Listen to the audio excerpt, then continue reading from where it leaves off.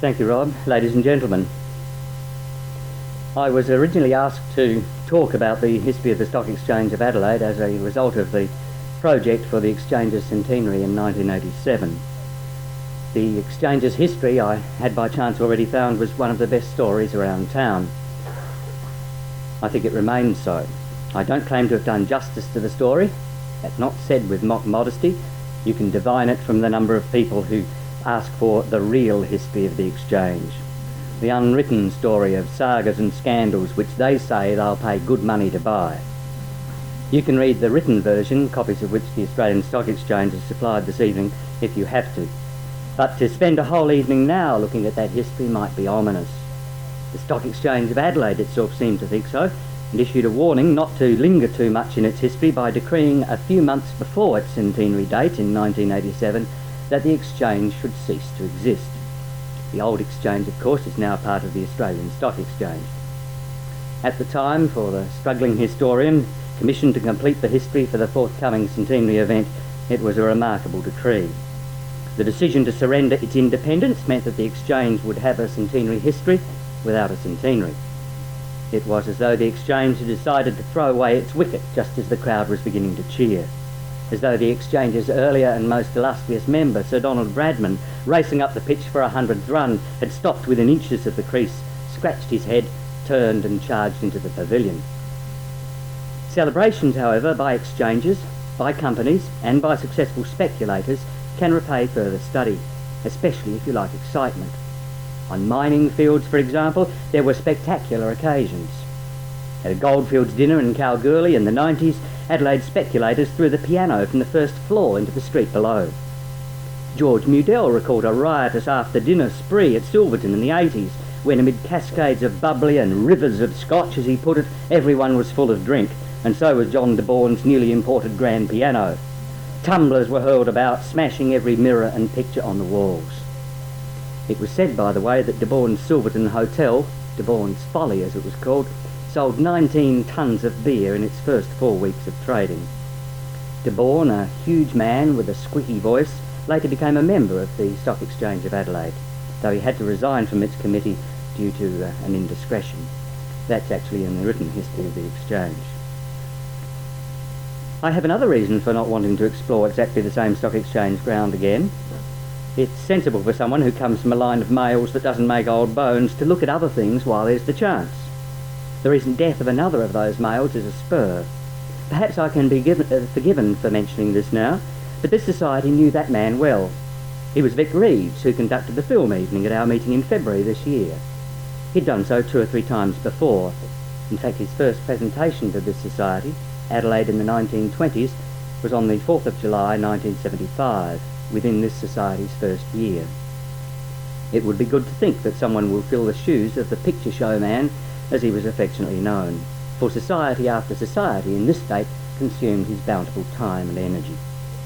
We could guess now, I suppose, that if there's a picture show somewhere in the sky tonight, possibly out there beyond the southern lights, Vic Reeves will be loading the reels. Instead of a survey of the Stock Exchange's history in South Australia, I've chosen to look more carefully at conditions in South Australia in 1886 and 1887, just before the Exchange began, to look at a colony in crisis. 3 years ago, when celebrating the sesquicentenary of the state, South Australians tended to look back, in somewhat romantic fashion, to what had happened 150 years before, at the beginning of white settlement. No one seemed to make any move to look back exactly 100 years, to South Australia in 1886. It would have been sobering to do so. It would have given a glimpse of something more typically South Australian than its foundation years. In many ways, the year 1886 ought to have been better. For one thing, there was little deficiency in old-fashioned colonial pride. Pride had led to the idea that the colony's 50th year ought to be appropriately celebrated. The idea had been tossed around for years, but time had worked its special alchemy over how colonists perceived the achievements of earlier generations. The term pioneer was already hallowed. H.H. Scarf's song, The Pioneers, had been sung at the colony's 21st birthday celebrations in 1857. Verses of it had been unmistakably enthusiastic about the first arrivals, and if I read you only 2, you may see. Fill each sparkling glass, boys, and drain your bumpers dry, and listen while I sing, boys, of days and deeds gone by. And while we call to mind the past, its hopes, its doubts, its fears, let's ne'er forget the honour due to brave old pioneers. That little band of heroes, how manfully they plied the axe, the plough, the harrow, and laboured side by side. For us they cleared, they ploughed, they sowed. A garden now appears where first they found a wilderness, those hardy pioneers. In those deathless lines, the elements of the pioneering legend were enshrined. The honour due to the first arrivals, and secondly the emphasis on taming the land. The annual Proclamation Day ceremonies at Glenelg on 28th of December gave impetus to the legend, and in 1883 the founding of the Old Colonists Association gave it another boost. Thomas Bastard was the association's promoter. Perhaps his unfortunate surname made colonists more anxious to refer to him by his nicknames of Cockney Tom, a reference to his origins, and Professor, a reference to his teaching of swimming, especially in the government model schools. Mr. Bastard was proud of each title, but pride did not prevent him from having the common touch. Probably the touch had been reinforced in his years as landlord of the Earl of Zetland, the Prince Alfred, and the Theatre Royal hotels, even if those years had also given him too much fondness for the cup that cheers. At any rate, he took the initiative in founding the Pioneers Association, the Old Colonists Association, in order to help old colonists who had fallen on hard times. Some of his fellow colonists coughed and spluttered about this, because they thought the old-timers had had the chance to get ahead and had only themselves to blame if they had not. That, however, was taken as a slur on the old colonists. The colony's acting governor, Chief Justice Way, though apologetic that he could not claim the suitable qualification of arrival in South Australia before 1840, was elected the association's first president. Accommodations were easily made where colonial loyalty was concerned, and by 1886 the Old Colonists Association was ready to take a part in commemorating the achievements of pioneers. For some years South Australians had anticipated that Jubilee year very confidently. Events elsewhere had schooled them to it. Jubilee celebrations, the Queen's above all, were the stuff of the age. So were grand exhibitions, which London's Great Exhibition in 1851 was best known. In other countries and in neighbouring Australian colonies, the exhibition of various national and colonial products had become almost a necessary badge of local maturity and progress. It was inevitable that South Australia might want to marry an intercolonial exhibition with its Jubilee in 1886. The Register had called for this in 1879, even congratulating neighbouring colonies for organising exhibitions and arguing, quote, "This colony may very appropriately make her Jubilee in 1886 the occasion for a like commemorative gathering." Jefferson Stowe, one of the three able sons of the Reverend Thomas Quinton Stowe, and editor of the Advertiser, hinted at that in his description of South Australia prepared for the Calcutta exhibition in 1883. Stowe had no doubt that the colony had much to celebrate.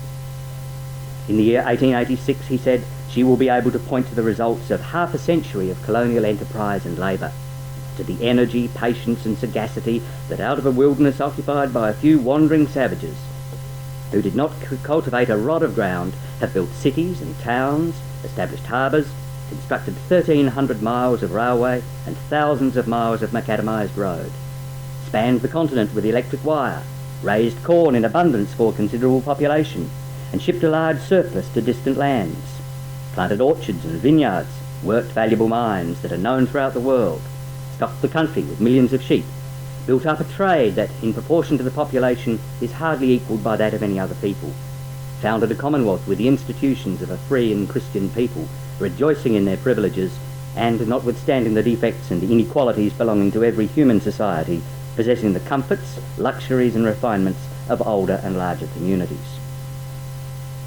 Stowe went further in expounding the delights of this paradise on earth. It's unnecessary to follow him. It was all the old business of exaggerating the colony's virtues, puffing as it was called. But the colony had managed significant achievements. Even if colonists still muttered freely about its results, the dominant policy of land selection on credit terms had wrenched the colony out of its torpor in the late 1860s. There were still, of course, those who groaned about the power of the squatters and who shook at the prospect of British capitalists getting a grip on the land.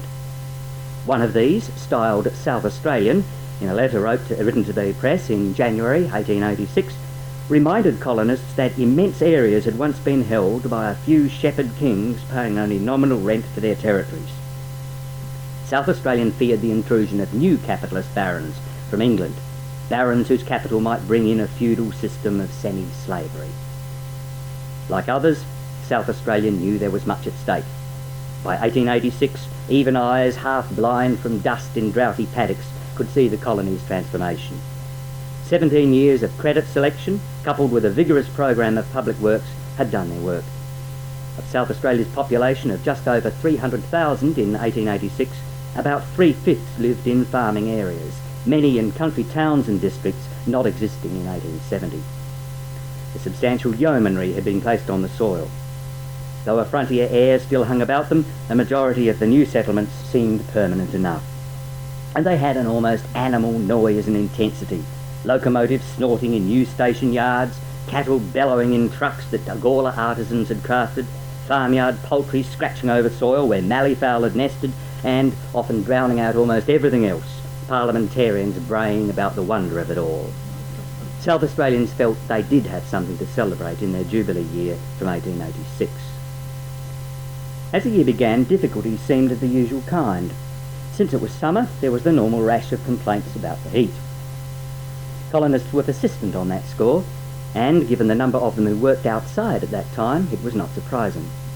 In fact, the Observer's first issue for 1886 reminded them what to expect. It included a fold-out calendar for the year, with notes about remarkable days of previous years.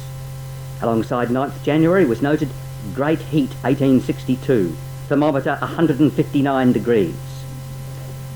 Alongside 11th of January, Great Heat 1870, thermometer 164 degrees. 13th January, Great Heat 1874, thermometer 168 degrees. 20th January, Great Heat 1880, thermometer 172 degrees. 28th January, Great Heat 1858 and 1879. I didn't bother to give any temperatures for those years. Bushfires 83. The problem of the heat was felt in that very week. A special plea was made to do something to safeguard the health and life of those attending funerals in the sun. Was it necessary, it was asked, to wear black coats and silk hats at funerals instead of helmets and silk coats? Someone thought decent ordinary clothing with a black band around the hat or arm was enough. Further comment came from Dr. James Dunlop. He helpfully instructed colonists about what to do with sunstroke victims. He quoted as advice what was done 34 years earlier, when men facing the direct action of the sun in the month of April in the White House picket in the Burmese War were affected. In case any colonists chancing on a sunstruck victim in South Australian wilds momentarily forgot this choice piece of imperial history, Dunlop reminded them of the remedy applied to the redcoats at the time. Cold water was poured over. His advice, however, was too late to help 5 men mentioned in the South Australian press in the following week who died from thirst in the bush. Perhaps more wells should be dug along bush tracks, the press argued, and the government should give better indications of the locality of water and the condition of the tracks. Nevertheless, South Australians had come to accept the heat and its consequences as regular as well as grim summer phenomena. But special difficulties were also distinguishing this season. Far from ushering in a suitable year of celebrations, the season was reversing that Shakespearean order of things. The glorious summer was being made a winter of colonial discontent instead. It was not because of the recent unseasonal rain in the colony, it was because the colony was in crisis. It had been brewing for years. Some of the origins of the crisis go back to 1880. In his stimulating book On the Margins of the Good Earth by Donald Meinig, he explains the agricultural problems that contributed to it.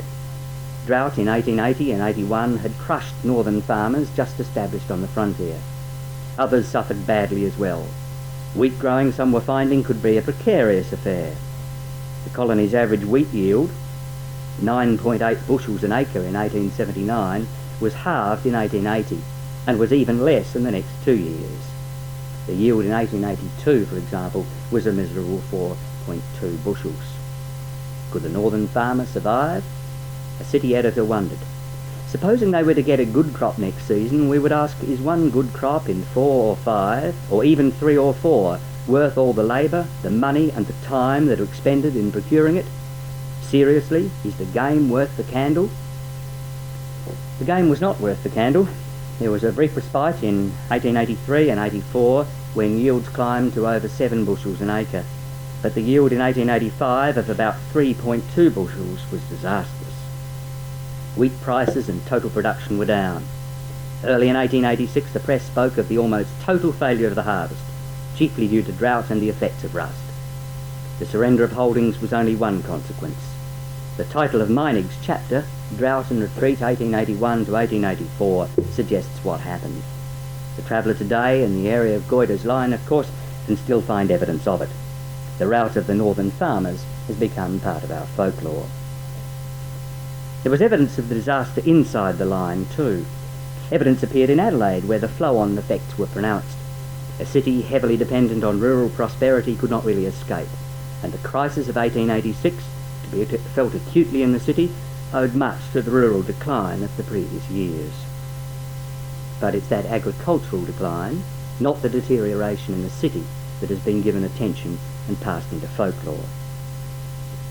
Adelaide actually had reservations about its links with agriculture and complained about the eternal monotony of wheat. The city was proud of its own form of frontier endeavour. By 1880 the streets had boasted new 2- and 3-storey buildings in place of the old shops and houses. The Bank of South Australia, Edmund Wright House today, had recently been completed. The Bank of Adelaide was being built.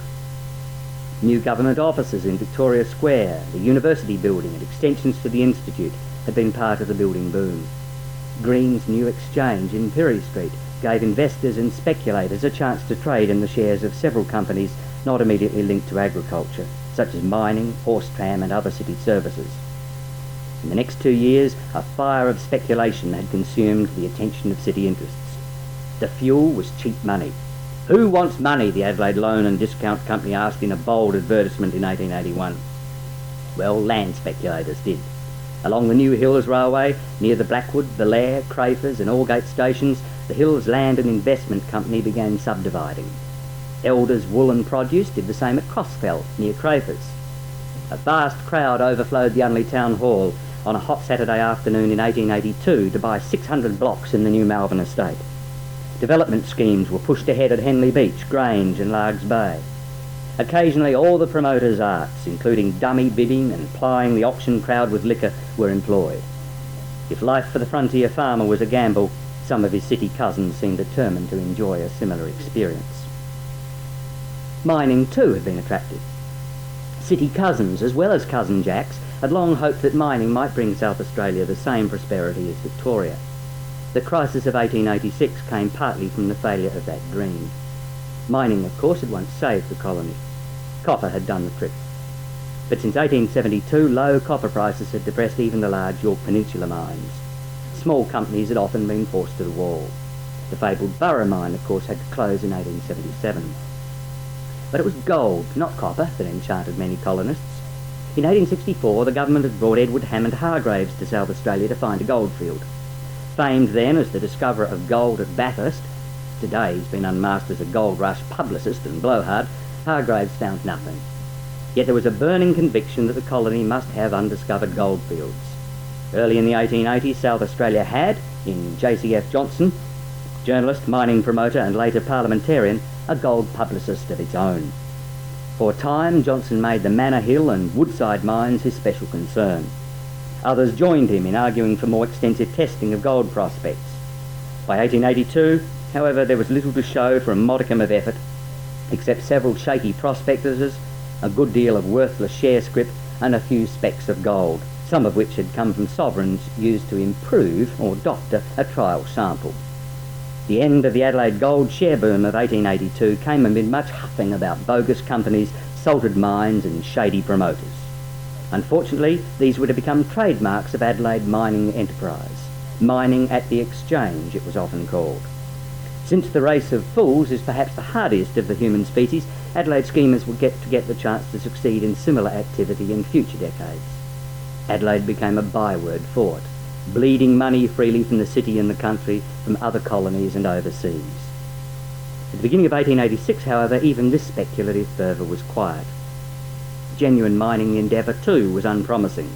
For example, there was no serious attempt to engage in deep sinking, by then a feature of the Victorian gold mines, and the great rewards of Broken Hill were still scarcely apparent.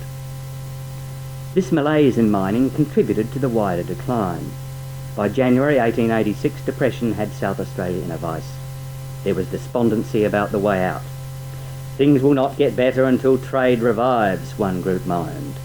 Trade will not revive until things are better, groaned the other. The general gloom seemed to pervade everything. The land boom of the early 80s was a matter of memory, having died with the cheap money that accompanied it.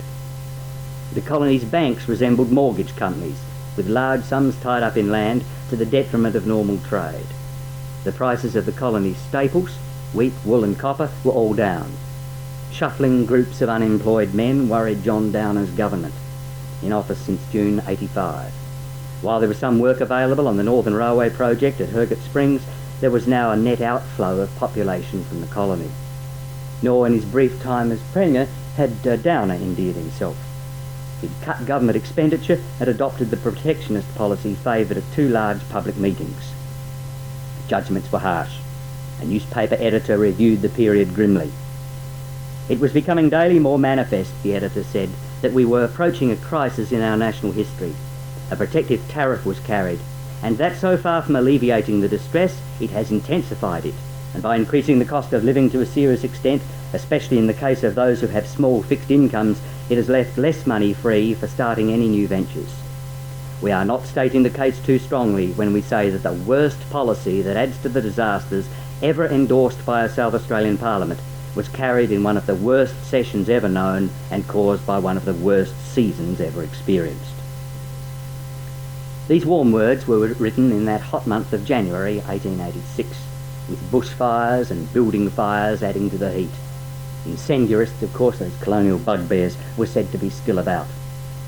Even then, the colony might have slowly struggled out of its difficulties. But next month, the crisis exploded, almost precisely at 5 minutes past 10 on the morning of Wednesday, 24th of February. At that moment, the few customers who just entered the Commercial Bank of South Australia in King William Street were ushered outside and the doors were closed. The bank had failed. For days, ugly rumours about its soundness had been circulating. Its accountant, Alexander Mackenzie Wilson, had just been suspended for irregularities in his books. Street brokers had been active in the bank's shares. Some shareholders got out in time, some depositors had withdrawn funds. Most shareholders and depositors were left to feel the force of the colony's first banking catastrophe. The news spread like wildfire. The Commercial was a local bank founded in Adelaide in 1878. Its capital was now £400,000, with shareholders sadly exposed to an uncalled amount of £6 in the event of winding up. There were branches at Port Adelaide and Glenelg, and 14 in the country.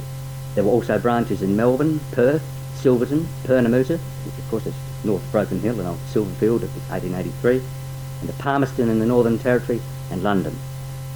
Knots of people gathered at branches in the forlorn hope of getting their money out, and there was immediately a marked reluctance to accept the bank's notes.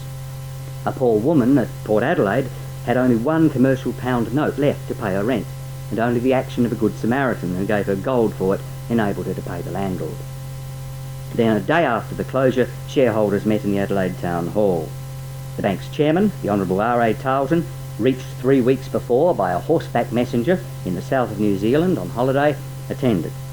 He confessed, amid cries of shame, shame and no, that serious irregularities had been discovered in the books. 9 or 10 accounts, unknown to the directors, had received, it was said, advances of £170,000. The manager, Alexander Crooks, was soon implicated. Crooks was well known in the city and respected for his banking ability. He'd once won minor fame by taking a spectacular falling catch over the Adelaide Oval boundary chains to dismiss the legendary cricketer W.G. Grace. Now his fame was to be more dubious. The cries of "lynch him" at the shareholders' meeting showed the bitterness in the air. The mention of shares and syndicates inspired by the Silverton field conjured up the memory of earlier fraudulent schemes. Crooks had been secretly advancing money to others as well as speculating himself, and there was little chance of much being recovered. Its suddenness made the collapse more remarkable. A little earlier, the bank's books had been presented as sound. In fact, a feature of recent banking in the colony had been the problem of finding outlets for funds. Crooks and Wilson, however, had kindly saved the Commercial Bank of South Australia from further trouble on that score. Now the aim of the bank's shareholders and directors was to salvage something from the wreck. Their efforts were to drag on for years.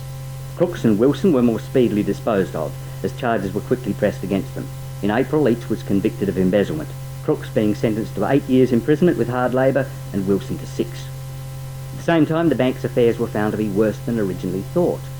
Not only had Crooks and Wilson been separately plundering the bank's resources, but knowledge came that the bank had advanced a large sum to the Tappelin Pastoral Company, which had 4 sheep runs along the Murray in New South Wales. Drought and wild dogs left by rabbiters had devastated the sheep runs in 1885, and prospects of recovering the loan were poor. Since rain had fallen there, the best course might have been to restock the runs, but the bank was in no position, of course, to fund this.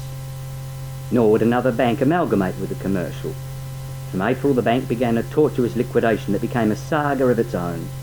4 years later, there was even an ingenious attempt to dispose of the bank's property assets through a lottery, with first prize being the Tappelin, Kai and Mallee Cliff stations on the Murray.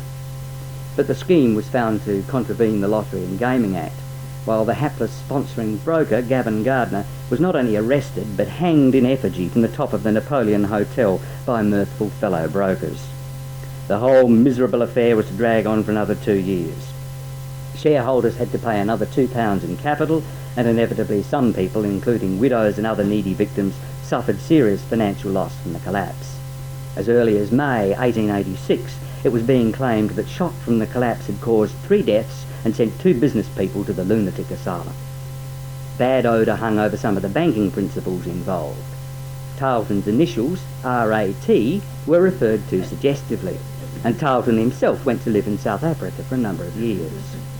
Crooks proved a model prisoner in the stockade. After release, he wandered about in other fields, including gold fields, for many years. His misdeeds in the Commercial Bank and his imprisonment appear to have had no adverse effect on his health, for he lived until almost 96 in 1943. The impact of the crash also stayed very much alive in Adelaide. The events of February 86 were not the first signs of commercial disturbance. Fraud had also damaged the Commercial Bank of South Australia in 1882, when nearly £30,000 had been lost. In June 1885, H.A. Wood, the colony's public trustee, had taken 2 months' holiday in New Zealand. By the time South Australians realised that Wood had absconded, helped by a lady friend, with nearly £7,000 from a trust estate, he was moving on to the Americas. 7 years later, the colony was still trying to have him extradited home. By the time of the bank crash in February 86, other swindlers were already helping to shatter commercial confidence and deepen South Australia's prevailing crisis. These artful dodgers were at work in the colony's building societies. Adelaide's 8 societies, with their country agencies and 7/8 of the total business, were much stronger than the 14 societies in the suburbs and country.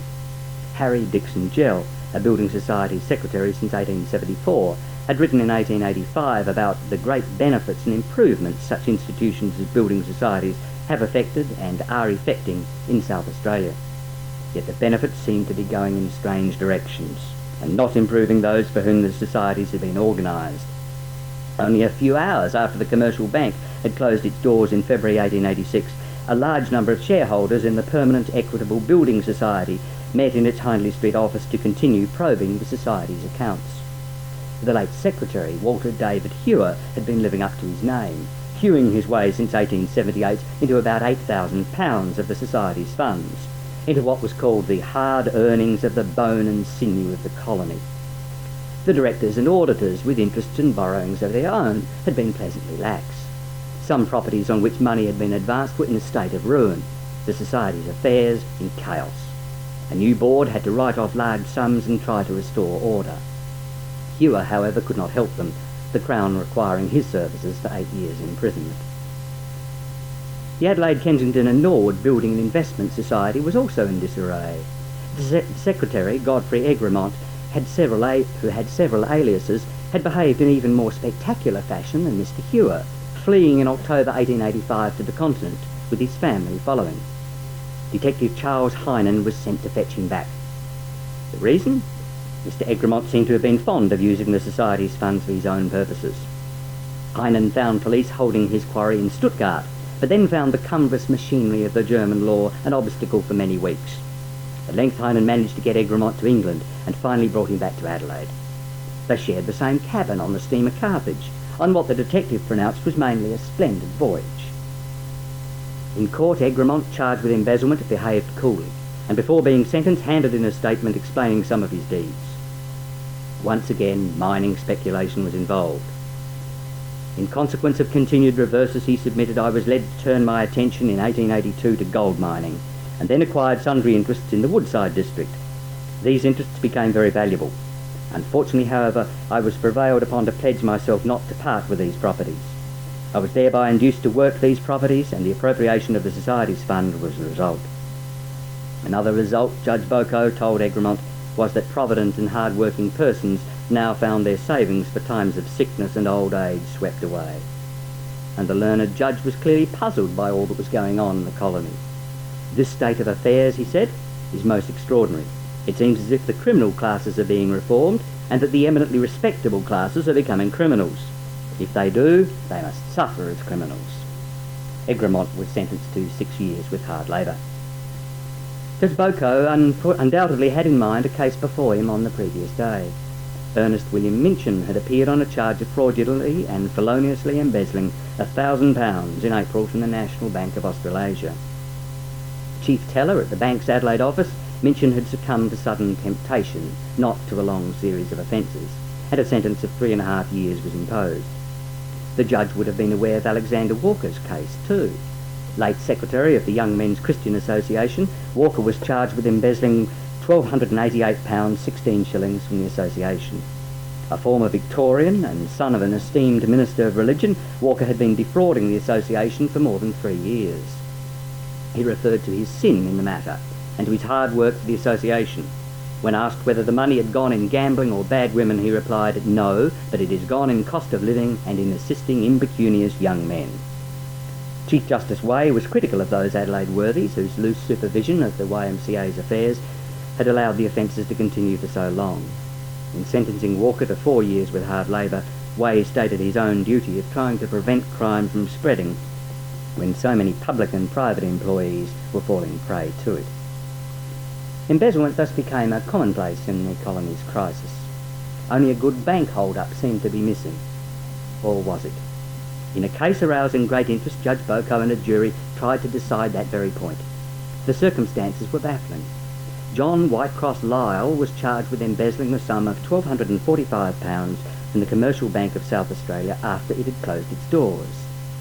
Lyle had been manager of the bank's Yankalilla branch. On 6th of March, anxious to be free from serving the failed bank, Lyle was to leave on the 3 a.m. mail from Yankalilla to Adelaide and return his banknotes to head office. But things turned out differently. According to Lyle, he woke up about midnight to find 2 men in his room. He was struck, gagged, possibly chloroformed, and then tied to the top and bottom bedposts. Mrs. Lyle was not quite so severely discomforted. Banknotes, needless to say, disappeared.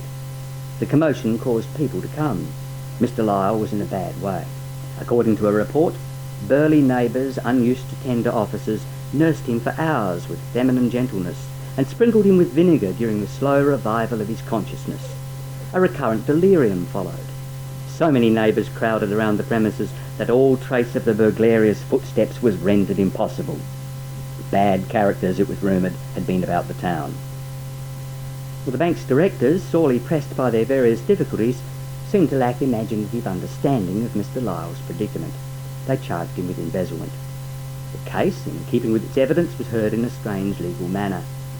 In the end, however, the jury pronounced Lyle not guilty. Spectators in the court stamped their feet. His Honour Judge Boko said the scene was outrageous and ordered the sheriff's officers to close the doors and bring to him anyone whom the sheriff had seen stamping.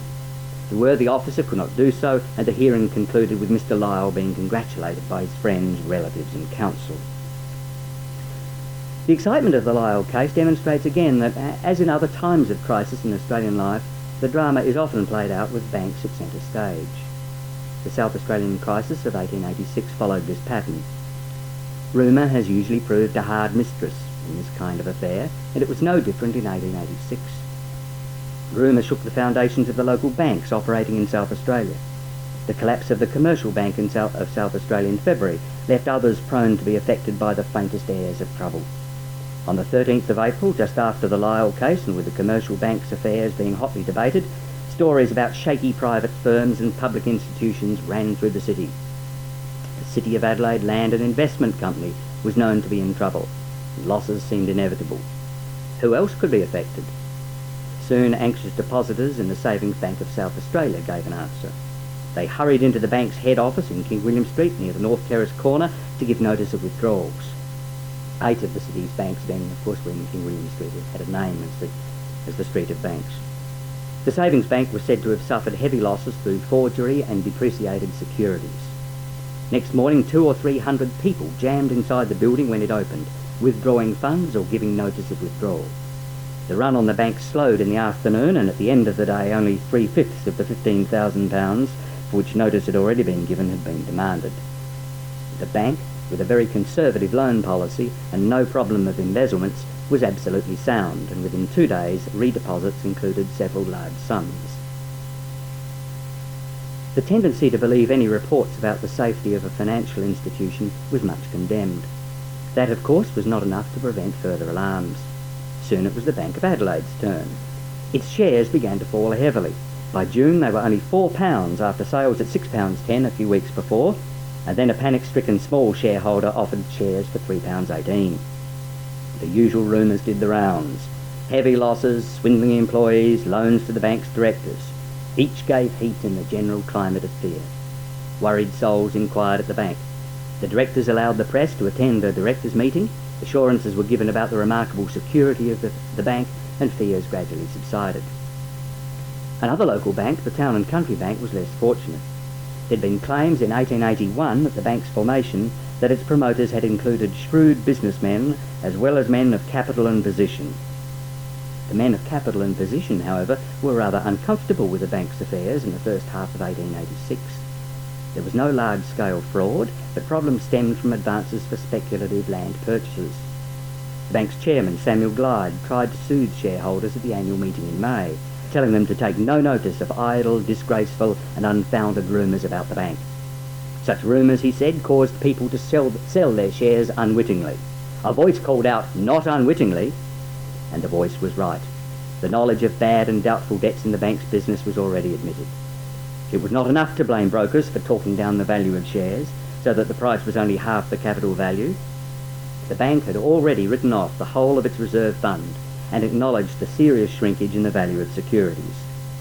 Chairman Glyde made the best noises he could about the bank's administration, but that administration, with his own concurrence, was soon not to be in his hands. Overly dependent on the South Australian economy and saddled with ever-growing losses, the Town and Country sought refuge with another bank. The Commercial Bank of Australia Limited agreed to buy its business, but with protection against any realised losses. When the amalgamation was completed in 1887, the extent of heavy losses and of past mismanagement resulted in Town and Country Bank shareholders faring poorly. They were further casualties of the crisis of 1886. South Australia's commercial crisis also affected banks domiciled elsewhere but conducting business locally. The Bank of South Australia, with its head office in London, had to provide for losses and lower its dividend. The National Bank of Australasia, closely connected with South Australia since the bank's foundation in the late 1850s, and even at one stage having more than half its shareholders in the colony, was not spared. William Everard and Henry Scott, directors of the National's Adelaide Board and holding office as South Australian parliamentarians, were involved in questionable advances to local companies. Their irresponsible actions caused the bank a heavy loss and led to reduced power for the Adelaide Board. The colony's banking crisis thus took heavy toll of South Australia's reputation. The year 1893, of course, was later to become celebrated as the year of banking disaster in the Australian colonies.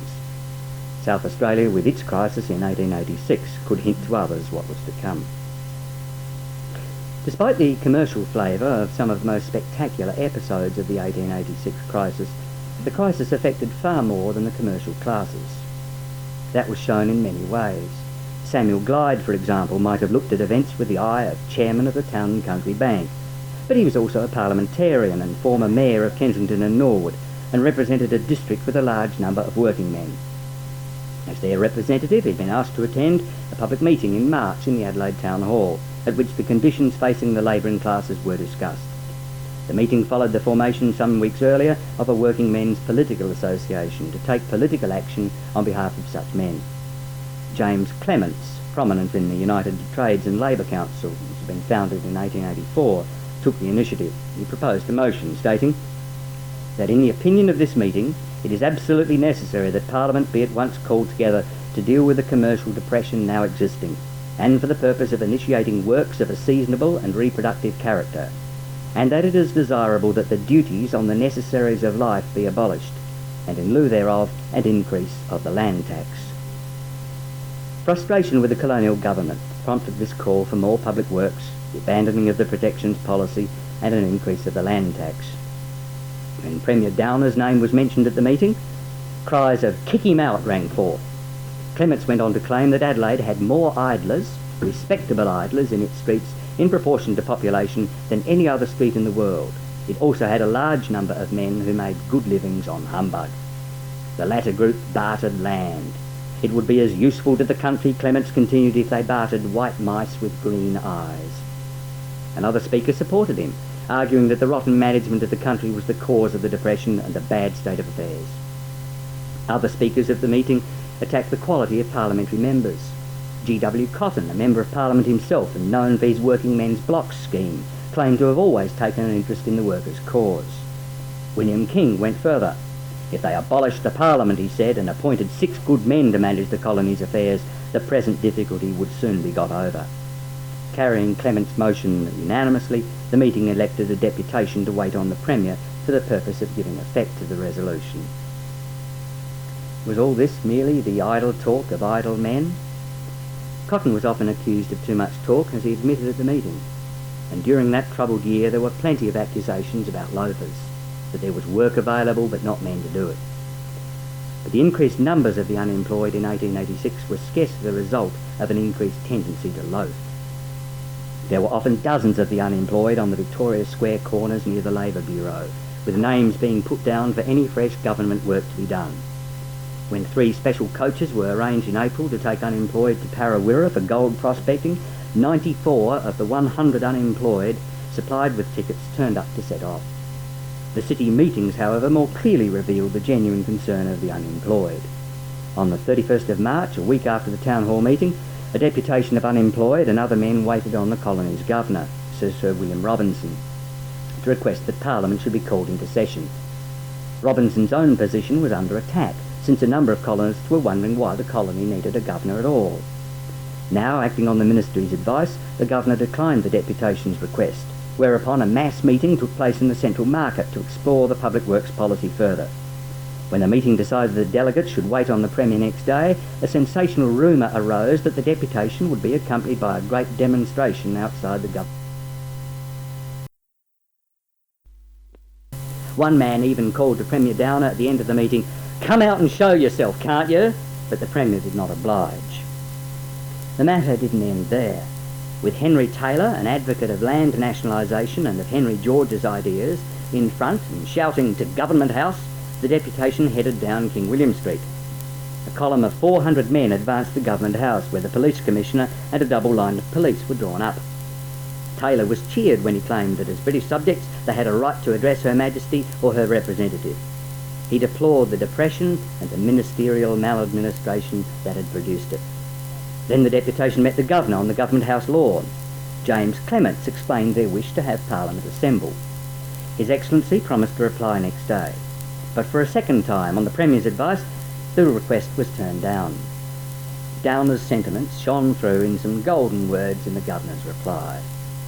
His Excellency feels sure you will admit that not only the working classes but all classes have suffered severely from the depression, and that all must be content to make some sacrifices while waiting for better times. It is in moments such as these that the courage and endurance of the English race should be conspicuous, and the Governor would ask you to consider whether, even if the relief wages offered by the Government may not be so high as to afford you the comforts you have hitherto enjoyed, it may not fairly be expected of you that you should manfully determine to make the best of the situation, and accept those wages as a means of tiding over the present distress. The South Australian branch of the English race was not yet ready to endure so easily.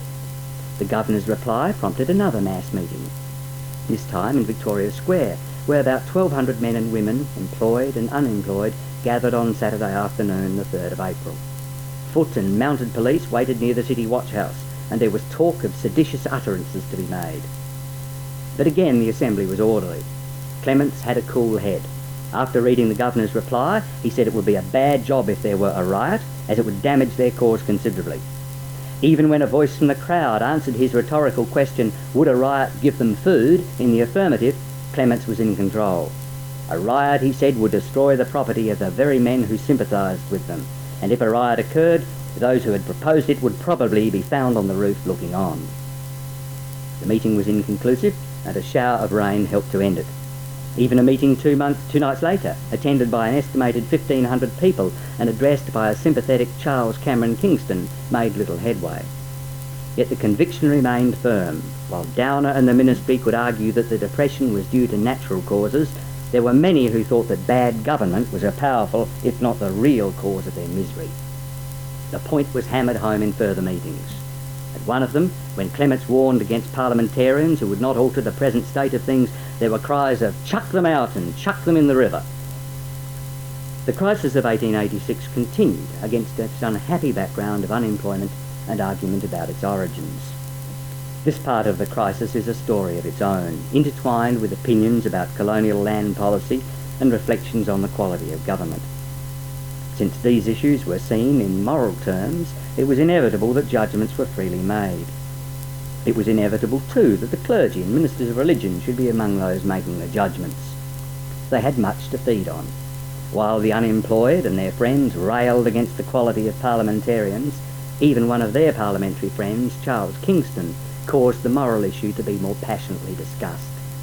Late in March, Kingston had been cited as co-respondent in a divorce case. He made no appearance in court and no defence, and the jury found the charge of adultery proved. The press savaged him. This useful public man, it said, with a notoriously evil way of living. The case was in everyone's mind some weeks later, when a meeting of about 200 citizens took up the topic advertised in the notice of meeting. And the notice was this: how to free Parliament from scandalous offenders against morality. The President of the Wesleyan Conference was there, and moved that any parliamentarian guilty of adultery or scandalous moral offence should be required to surrender his seat. Denunciations were strident, though perhaps the most startling comments came not from a man of the cloth, but from Mr. Etheridge. He told the meeting he knew more about immorality than anyone else, having been a policeman for 21 years. He asserted that many of South Australia's legislators were no better than low blackguards, and thought all such immoral legislators should be hanged. Though laughter greeted his last remark, the meeting was serious about the business in hand and passed the original motion unanimously. That, however, still left Inspector Anthony Etheridge with his remarkable knowledge of colonial immorality. It must have weighed too sorely on him. Next month, the city coroner reported that Mr. Etheridge had had a sudden heart attack and was dead. Of course, the various swindles in 1886 gave the moralists further cause for alarm. On 9th of April, they held a meeting to debate whether, in view of the colony's circumstances, there should be a national day of humiliation and prayer. The Anglican bishop, Bishop Kenyon, though concerned about the religious divisions in South Australia, found reasons to stay away. From those attending came various views about the crisis and whether a special lesson was being taught. They also raised the question, not unfamiliar to later God-fearing South Australians, of whether it was right to pray for rain. There were doubters of the whole idea.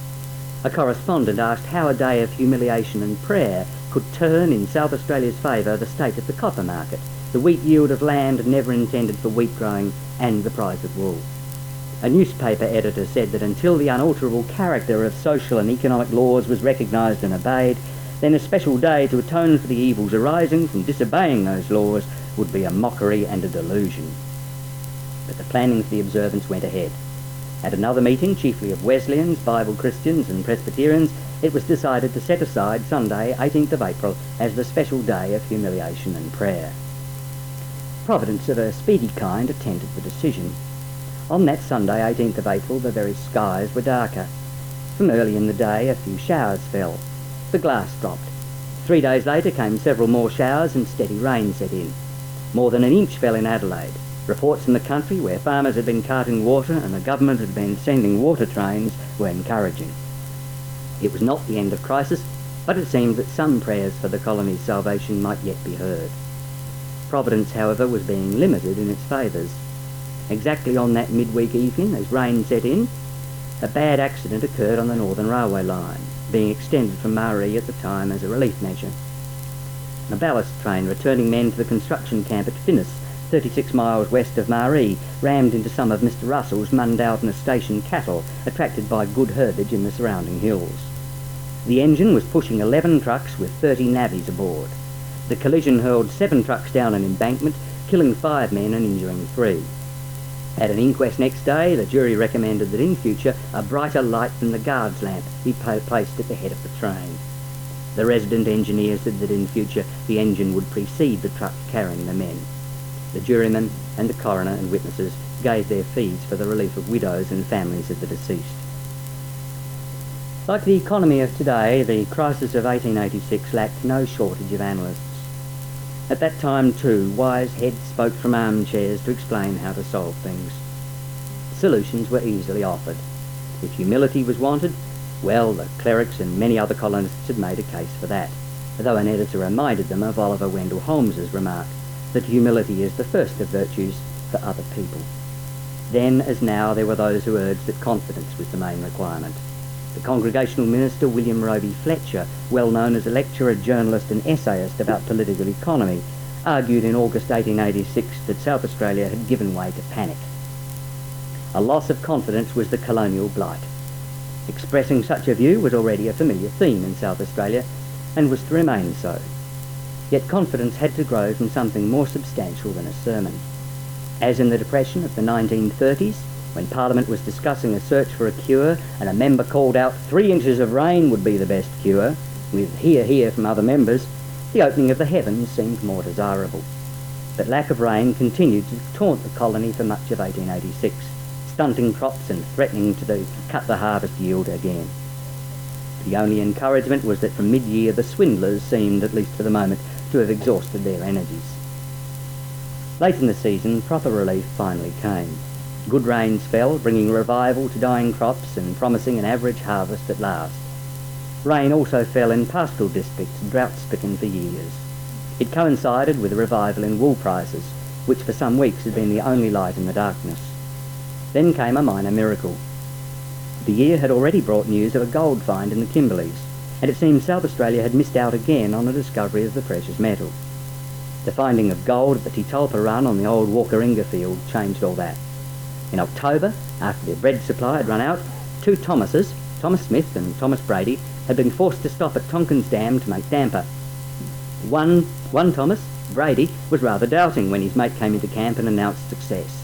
"Go to pot," Brady said, but then the sight of several gold nuggets in Smith's hand convinced him. They hunted elsewhere for a day or so to prevent another party suspecting that something was up. Then they returned to detect more nuggets and claim the government reward for finding gold. The rush that followed has rated hardly a word in 20th century histories of metal discoveries, yet it deserves more. Titulpa was among the very last of Australia's great digging rushes, drawing men from other fields and colonies. Brady himself was a veteran of Bendigo, Echunga and Barossa. Taciturn Paddy Hannon was there. The railway brought other wiry old diggers, burnt from the sun on New Zealand, New South Wales and Victorian diggings, as well as the usual riff-raff from the cities. Many new diggers hailed from Adelaide. Trains from the city were jammed. The news raced through country districts where parties were made up for the field.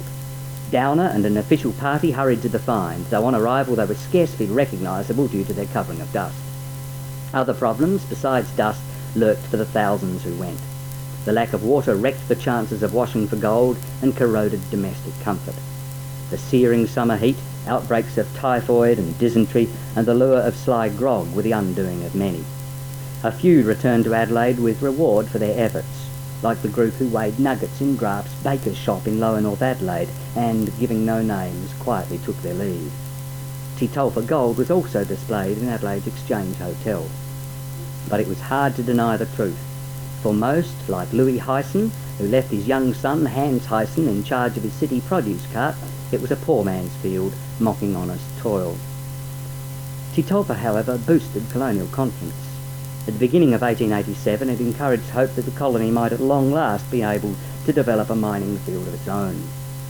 After all, was there any reason why the mighty promise of the Broken Hill field not far away should cut out at the border? Surely a field of mineralisation could extend into South Australia. More Broken Hills might be found, if not at Titalpa, then in or near the Flinders Ranges. Confidence, that essential ingredient for colonial revival, was rising. Coupled with the better outlook for agriculture and pastoralism, the stimulus in the mining industry helped the new year dawn more favourably. After years of frustration, planning for the Jubilee exhibition and erection of its building was also making headway. With the exhibition to open in June 1887, the colony's progress, rather than its recent crisis, could be the focus. The crisis, however, had been very real. Although it was not the only Australian colony to experience difficulty in 1886, South Australia was the only one to actually lose population in that year. The loss of yeoman families was keenly felt and often a public spectacle. In February 1886, for example, a procession of wagons and drays loaded with 4 York Peninsula families, their farm implements and their personal chattels, had rumbled along King William Street en route to Victoria. In 1 week in that month, 17 vehicles containing 50 people and drawn by more than 50 horses crossed by the Wellington ferry on their way over the border into Victoria. Nor could anyone aware of the rising numbers seeking support from the destitute asylum in the city doubt the crisis. The heightened perception of the attitudes of neighbouring colonies towards South Australia was another sign of the crisis. There was even a belief that Victoria was initiating a proposal for South Australia to amalgamate with it. The Victorian press had canvassed the idea. David Davies, formerly a resident at Wallaroo and a servant to the Welsh congregation there, added to the belief in July 1886. By then, a member of the Victorian Parliament, Davies asked in its Legislative Assembly whether the Premier would consider the amalgamation, and claimed that he'd had conversations with leading South Australians about it.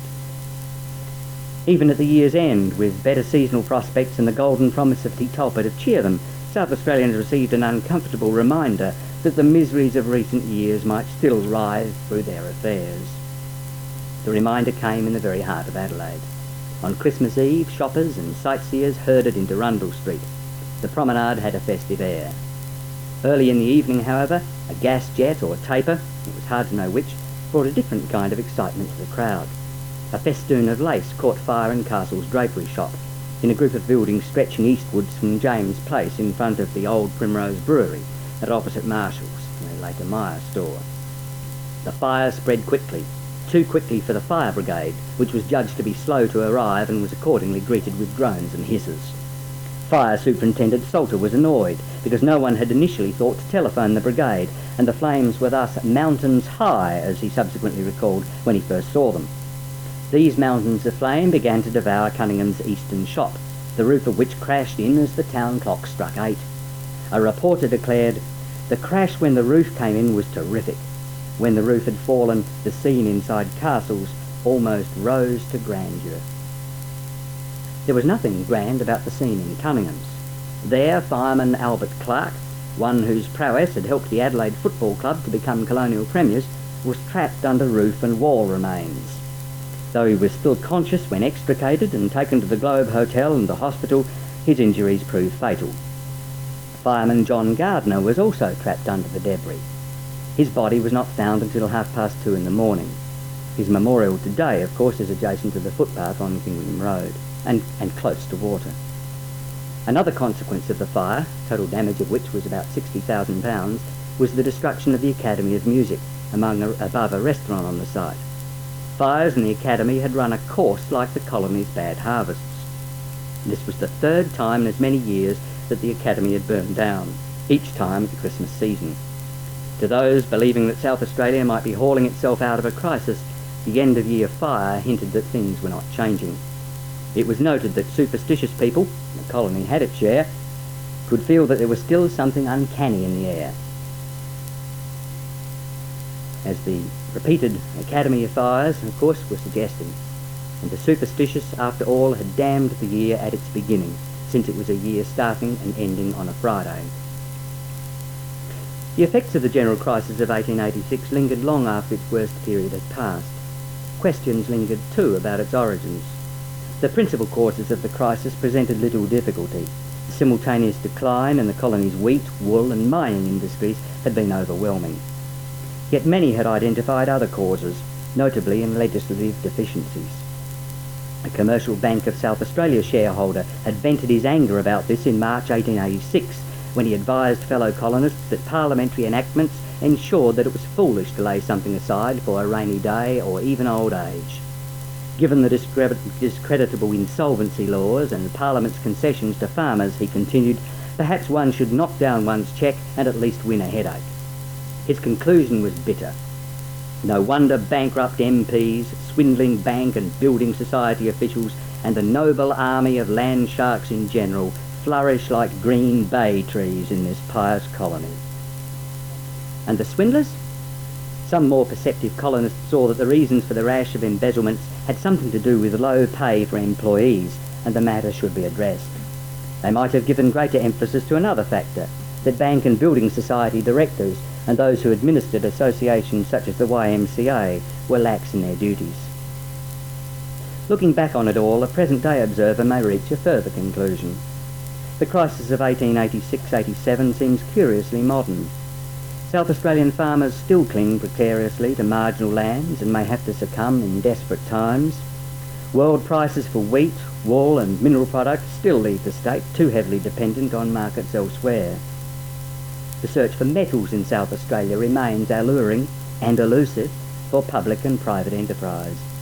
Banking and building society matters are modern worries as well as ones of 1886, and the disappearance of the last of the state's private banks a few years ago in circumstances of land financing invites comparison with the banking collapses in 1886, though not, one believes, with the dishonesty of the commercial bank crash. Land speculation and government concern with how to prevent it has troubled the 1980s as well as the 1880s. As for the Kingston case of 1886, it raised the question, surely not solved yet, of how much weight should be given to the private actions of people with public responsibilities. The swindlers of 1886 seem to be with us yet, in various guises and proportion. South Australia's relationships with its neighbours remain a live issue, and it's possible to see in today's discussions about the tiers and boundaries of government that the amalgamation proposal of 1886 has a modern parallel. Social questions such as prostitution and poverty were public issues then as now. Trains, of course, still occasionally run off the rails or crash with disastrous consequences. And there are other parallels, even the attendance of South Australians at a football conference with neighbours to discuss rules and teams.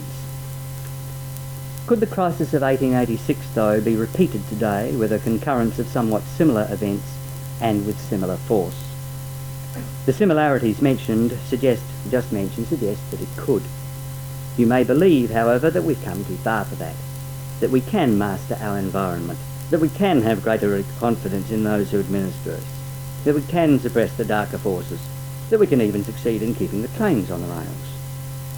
The rest of us, a gloomier lot I suppose, will have to ponder what went wrong in 1886. If a crisis like it comes again and we are unprepared, we may, Micawber-like, just be forced to hope that something may turn up to pull us out of the mire. This may well have to be something from outside the state, as was strongly shown in the emergence from the crisis of 1886-87. Of course, South Australians may decide to avert a future crisis by once again resorting to long-range planning, to that special planning genius of South Australians which so impressed Douglas Pike. That there is such little evidence of the genius now is worrying. Of course, it may not matter. Perhaps a special providence does look after us. Our very own Angel of Mons may intervene and save us from further carnage. Yet, like the Angel of Mons itself, perhaps not. There are only 5. Yeah, Mr. Can perhaps have those now.